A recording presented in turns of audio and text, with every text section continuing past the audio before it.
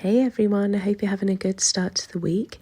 We were away seeing family at the weekend and I came back and it was just so cold and wintry again. I had such an urge for making a beef stew. You know when you just need a bowl of something really comforting because it's so cold, so I thought I'm going to make that today. So I'm just heating up some olive oil in a pan and chopping up 2 sticks of celery. And I haven't put in any carrots or potatoes in this stew because I am going to try adding dumplings in there, which I've never really cooked before, so I thought I'd give that a go.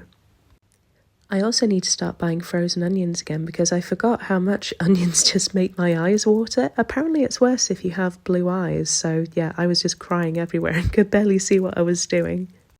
So once the oil is nice and hot, I added in the stewing steak and some salt and pepper, and I couldn't believe how expensive this steak was. It was £7.59, and I just thought that was so expensive, but hey, there you go. Although to be fair, I think it's just me. Everything's so expensive at the moment, but I think I'm just that stuck in the past. I think everything costs below a fiver, which obviously it doesn't these days. So once the stewing steak was nicely browned, I added in the celery, the onion, the tomato puree, and also some flour just to thicken the sauce once it's cooked. And I saw these little tin cherry tomatoes and I thought they'd make a nice change because I feel like tin tomatoes, sometimes they can just be like watery sludge, so I thought I'd give these a go and they actually look really nice.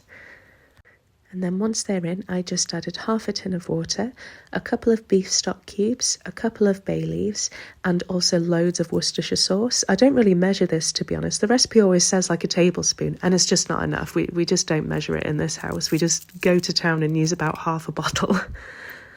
And then once that's come to the boil, I'll just put the lid on and leave it for about 3 hours or so. I want to leave it as long as possible. So this is the dumpling mix I used. This was from Aldi and it was only 75p. And bit of a fun fact, I only tried dumplings for the first time last year.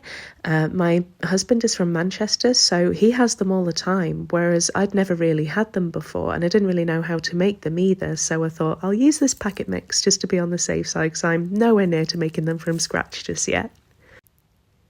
So then I just leave those on the plate until the stew's nearly done. So after about 2.5 hours, I put the dumplings in, just one at a time, and I think there were about 6 in total, and they only need about 20 minutes to half an hour.